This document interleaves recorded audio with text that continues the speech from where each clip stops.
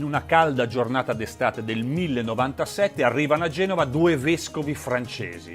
Sono qui per predicare la crociata, in verità cercano carne da macello da mandare in Terra Santa. I genovesi non si fanno pregare e in 448 armano una dozzina di galee e partono alla volta della Terra Santa. I vescovi francesi non credono ai loro occhi. Ma che nobiltà d'animo questi genovesi! Ma che attaccamento alla fede cristiana questi genovesi!